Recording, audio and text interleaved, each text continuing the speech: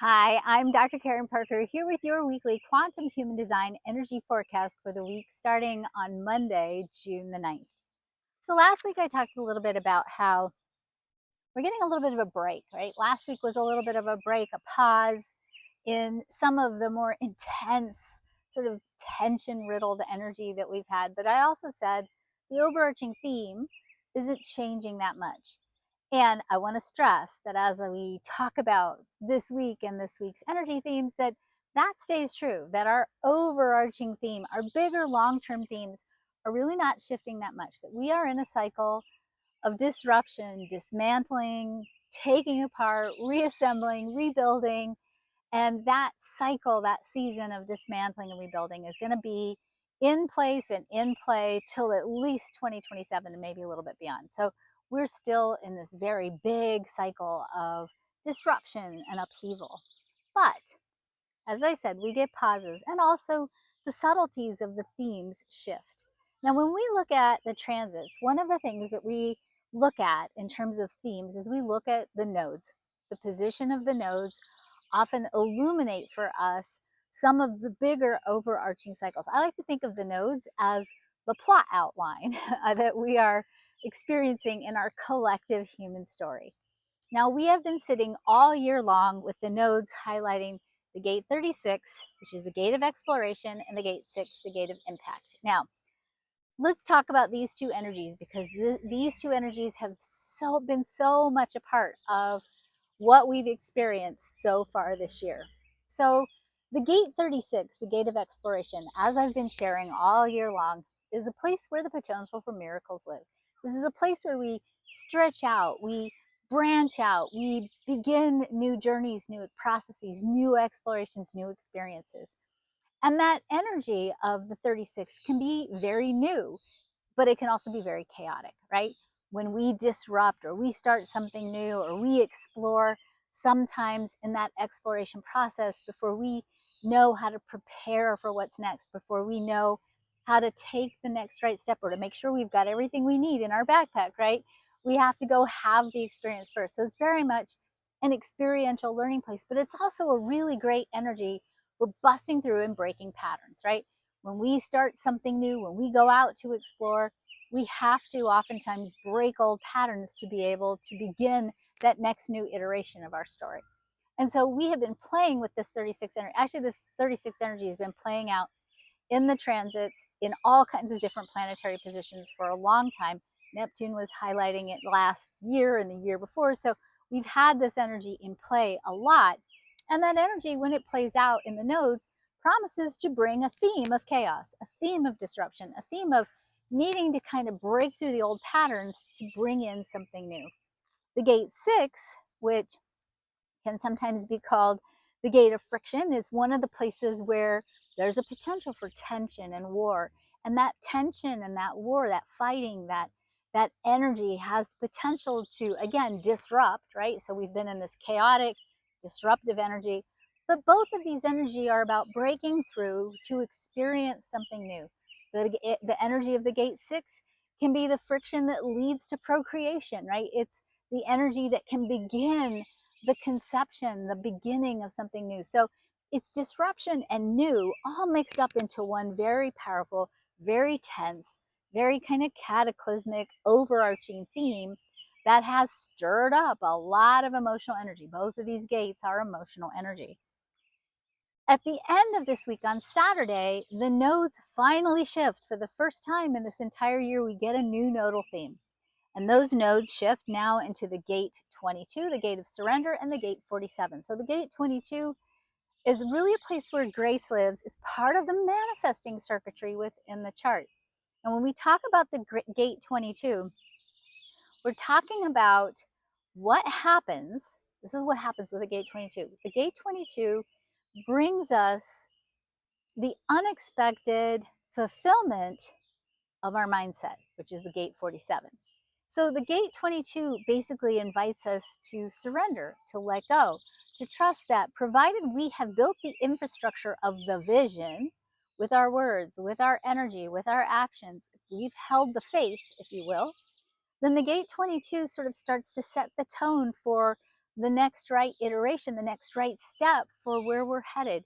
It's the place where grace lives. It's the place where we are practicing learning to trust that we will be given and we will have everything we need to fulfill the next step in our creative process if we sustain our faith, if we sustain the vision, if we cultivate a mindset that supports us in being able to hold the vision of what's next. So it's a really, really beautiful energy that supports us actually in being able to bring about what's next. Now, that's the big overarching theme, and it's inviting us to look at how much do we trust Source? How much faith do we have? Are we sustaining our faith? Are we using our mindset? Are we cultivating a mindset of positive expectation, of hope?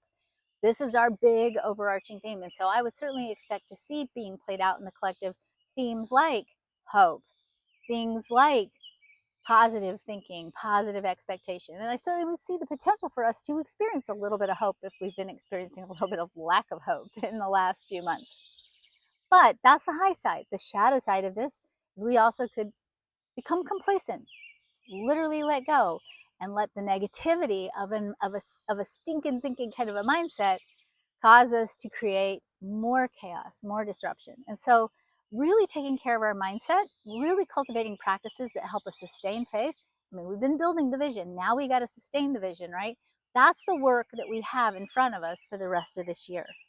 Now, I love, love, love that midweek we shift from the gate 45, the gate of the king or the queen, to the gate 12, which is the electromagnetic to that 22. And so we have all this juicy, creative, emotional energy dropping in this week. And it's the energy ultimately, because we're back in the sun is transiting all these throat gates. We're back in this energy of articulating, being able to speak into form our dreams and our vision. Now, the gate 12 is a very special gate. When the sun highlights this gate 12, this gate is a gate that I like to think of, it's a portal.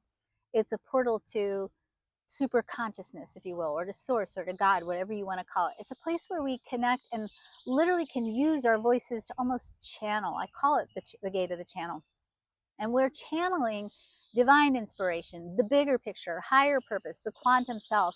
And so certainly this week we're being invited by the sun to really speak into form the words, the language, the story, the narratives, the connection that we need to begin to strengthen our trust in source, our trust in ourselves, our trust in our dreams, our trust in our visions, our trust in our mindset. And so we are using our words this week to calibrate not only our minds, our mindsets, and our stories, but also to qualify and quantify and deepen and strengthen our relationship with source. Now, what does that really mean, right? What does that really mean? What it really means is, we're entering into what I would say is a very nice kind of opening in this year to explore our spiritual self, to really explore how much do we trust in source? How much do we trust in the creative process? And if we don't trust in it, what do we need to do to deepen and strengthen that relationship? We are moving out of the material era. We are moving out of an era where we have been so well trained and well conditioned to use brute force, right? And our physical self to push and to hustle. And really, these energies are sort of saying, look, it's hard right now. It is hard right now. And you probably might be feeling in many areas of your life that there's not a lot you can do. You might be feeling powerless to do something. But what this little portal in the year is sort of saying, hold up, your power isn't in your will. Your power isn't in your capacity to push, to form, to hustle, to exhaust yourself trying to figure out what to do. Your power lies in your ability to hold a vision, to sustain the vision, to cultivate faith, to cultivate a capacity to be able to build towards something unseen. It is pedal to the metal time for all of us who have gotten training in mindset, who have gotten training in intentional or deliberate creation, those of us who have been studying how to live an aligned life, how to use alignment to call in the next right step in the fulfillment of our purpose. This is the time for you to put that into play. This is the time for you to become a force of influence in the world around you and to bring that hope, bring those positive perspectives, bring that message out into the world. If you're wondering what to do, that is what to do. To literally, to bear down, to buckle in, to be ready to use the power of your knowledge of how to intentionally create, holding the vision, holding the dream, cultivating faith, staying in a practice where no matter what's going on around you, you're holding a positive mindset. That's the pedal to the metal work that we're being called to do. And certainly I would say the planetary influences right now are supporting that. We're really being called out to put everything we've been learning and contemplating and exploring really for the last, I don't know, 20 years, to really put that into play now, to do the work. And that is the work. The work is not so much doing the outer work as much as it's really putting that inner work at play and trusting. It's not the only step. Okay. It's not the only step. We don't sit around and just dream and that's it. Right. Trusting that if we hold those visions, that the next right step and the next right step and the next right step will show up. And we'll know. You'll know from your body. You'll know from what feels right inside of you. You'll know from what doesn't feel right inside of you. You will have the awareness of knowing what's next for you when it shows up. And so we stay, we hold the faith, we hold the vision, we hold the energy, we cultivate hope, cultivate a positive expectation, and then we trust and we become observers of our outer world, and we allow that outer world to reveal to us then what's the next right step, what's the next right thing for us to do. All right, last thing I just want to explore with you this week. Venus is highlighting the gate 29, and I just want to bring that into play because, again, to me that's a really beautiful place to begin to explore this big new theme we're moving into. Now, this Venus energy in the gate 29, which is the gate of devotion, is really giving us, again, another planetary opening this week to really ask ourselves, what are you committed to? And what is the quality of that commitment? That commitment, when we're really committed to the right thing, to the thing that we want to say yes to, when we're doing that internal, visceral, relentless yes, that devotional, committed yes that we have. It's a sacral yes, right? It comes out of that sacral center. When we are following the yeses and also allowing ourselves to say no to the things that are not in alignment with what we want, that yes gives us a pathway of perseverance. It allows us, when we're connected to that visceral yes, that true yes gives us the endurance, the perseverance, the determination, the capacity to push through, to be like that seed, right? Pushing upward through the dirt and emerging, as the plant, as the plant that ultimately blooms or bears fruit. And certainly I would say, a good week this week to also look at, what are you saying yes to? And are you saying yes to the things you want to be saying yes to? Or have you said no to the things you really want to be saying yes to? And if so, how do you need to shift that? And, hand in hand with that, we always talk about 29, the gate 29 as being the gate of yes. It also is the gate of no, right? What are the things maybe you need to say no to clear out of your field, to clear out of your world, so that everything in your life becomes a highly curated and cultivated, big, juicy yes. So good time to really think about those questions as well.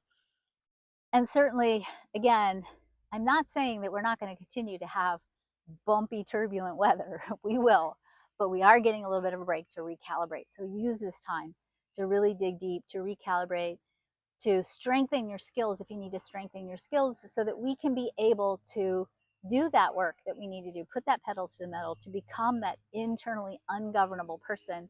And I mean, when I say becoming ungovernable, I mean for you to be able to follow your own inner sovereignty, to do that work so that you can lead the people behind you and create a space for others to do the same. That's what I've got for you this week. I also will post for you below. I'm teaching a masterclass series on Thursday, June the 12th.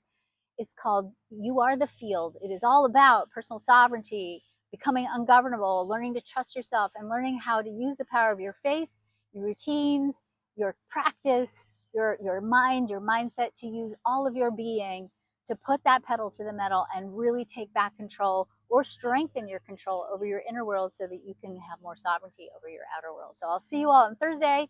Take care. Have a good week. Be well. Bye.